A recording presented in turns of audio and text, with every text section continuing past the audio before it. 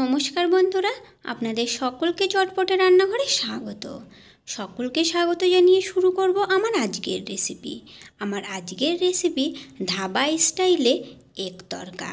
আর এই ধাবা স্টাইলের এগ তরকা কিন্তু ভীষণ সহজ পদ্ধতিতে ঘরেই বানিয়ে নেওয়া যায়। আর শীতের রাতে গরম গরম রুটি আর তার সঙ্গে যদি থাকে এরকম এগ তরকা, তাহলে তো পুরো জমে যাবে। তাহলে চলুন দেখে নেওয়া যাক। এগ তরকা বানানোর জন্য এখানে আমি 300 গ্রাম মিক্সড ডাল নিয়ে নিয়েছি। ডালগুলো 4 থেকে 5 বার ভালো করে ধুয়ে নেওয়ার পরে 6 থেকে 7 ঘন্টা আগে ডালগুলো ভিজিয়ে রেখেছিলাম।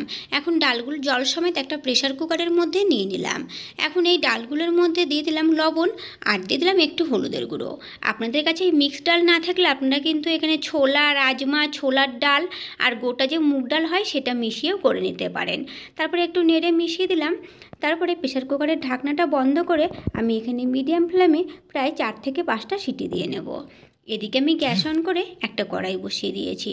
কড়াইটা যখন গরম হয়ে গেছে, কড়াইতে আমি 1 টেবিল চামচ সাদা তেল দিয়ে তারপরে তেলটা ভালো করে কড়াইয়ের মধ্যে ছড়িয়ে দিলাম।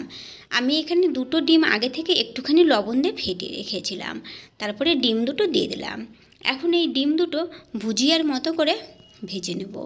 ডিম দুটো যখন ভুজিয়ার মতো করে ভেজে নেওয়া হয়ে গেছে, তখন ভুজিয়াগুলো কড়াই থেকে তুলে নিলাম। এবারে ওই কড়াইতেই আবারও 3 টেবিল চামচ সাদা তেল দিয়ে দিলাম। ফোড়নে দিয়ে দিলাম 1/2 চা চামচ জিরে আর দিয়ে দিলাম একটা তেজপাতা। তারপরে ফোড়নটা ভেজে নিলাম। এখন দিয়ে দেবো 1 টেবিল চামচ রসুন কুচি। গ্যাসের ফ্লেমটা কিন্তু আমি এই সময় মিডিয়াম টু লোতে রেখেছি। তারপরে রসুন কুচি যখন এরকম লালচে রং করে ভেজে নেওয়া হয়ে গেছে, তখন দিয়ে দিলাম 3টে মাঝারি সাইজের পেঁয়াজ কুচি। এখন গ্যাসের ফ্লেমটাকে মিডিয়ামে করে দিয়েছি।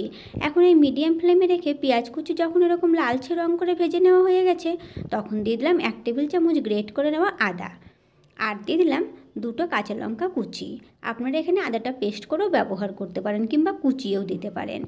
আবারও 1 মিনিটের মতো নেড়ে চেড়ে নেওয়ার পরে দিয়ে দিলাম 1/2 চা চামচ হলুদের গুঁড়ো, 1 চা চামচ ধনে গুঁড়ো, 1 চা চামচ লাল লঙ্কার গুঁড়ো আর দিয়ে দিলাম স্বাদ মতো লবণ। তবে ঝালটা আপনারা যে যেমন খেতে পছন্দ করেন সেটা বুঝেই দেবেন। তারপরে গ্যাসের ফ্লেমটাকে লো হিটে রেখে আবারও মশলাটা একটু ভালো করে কষিয়ে নেওয়ার পরে এখন এখানে দিয়ে দিলাম 2টো মাঝারি সাইজের টমেটো কুচি। টমেটো কুচিটা দিয়ে আবারও কিন্তু মশলা ভালোভাবে কষিয়ে নিতে হবে, যতক্ষণ না টমেটোটা সফট হয়ে যাচ্ছে আর মশলা থেকে তেলটাও ছেড়ে দিচ্ছে।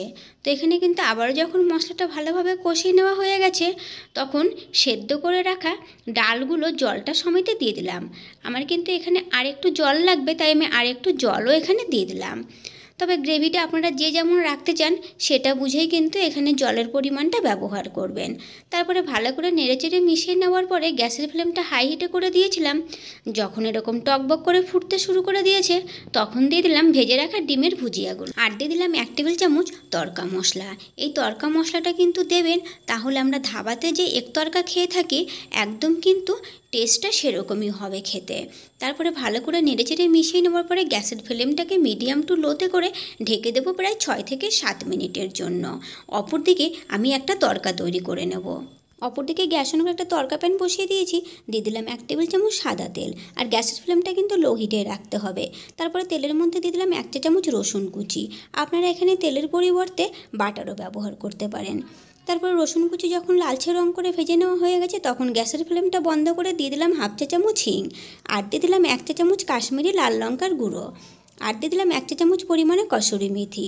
আর এগুলো কিন্তু গ্যাসের ফ্লেমটা বন্ধ করেই দিতে হবে, না হলে কিন্তু মশলাটা বেশি পুড়ে যাবে। তারপরে আমাদের এই তড়কা মশলাটা কিন্তু এখন একদম রেডি। এদিকে প্রায় 7 মিনিট হয়ে গেছে। 7 মিনিট পরে ঢাকাটা তুলে নিলাম। ঢাকাটা তুলে নেওয়ার পরে আবারও একবার নেড়ে চেড়ে মিশিয়ে নিলাম। আর দেখুন আমাদের এগ তড়কাটা দেখতে কতটা সুন্দর লাগছে। এখন যে তড়কাটা তৈরি করে রেখেছিলাম সেটা ওপর থেকে দিয়ে দিলাম। আর এই তড়কাটা দেওয়ার ফলে কিন্তু এগ তড়কার কালারটা কিন্তু আরও সুন্দর হয়ে যাবে। তারপরে আবারও ভালো করে নেড়ে চেড়ে মিশিয়ে নিলাম। আর এখন আমাদের এই ধাবা স্টাইলের এগ তড়কা একদম রেডি। আমি গ্যাসের ফ্লেমটা বন্ধ করে দিলাম আর আমাদের এই গরম গরম এগ তড়কা সার্ভ করে দেখিয়ে দিচ্ছি। তো এই যে দেখুন আমাদের এই এক তরকা পরিবেশন করার জন্য এখন কিন্তু একদম রেডি। আমি ওপর থেকে একটুখানি বাটার, পেঁয়াজ, কাঁচা লঙ্কা দিয়ে দিয়েছি আর একটু লেবু। তো শীতের রাতে গরম গরম রুটির সঙ্গে বানিয়ে নিন এভাবে গরম গরম এক তরকা। ভালো লাগলে চ্যানেলটিকে লাইক, শেয়ার ও সাবস্ক্রাইব করে নেওয়ার অনুরোধ রইল, পাশে থাকা বেল আইকনটি সমেত। আজকের মতো এই পর্যন্তই, ফিরে আসবো নতুন কোনো রেসিপি নিয়ে।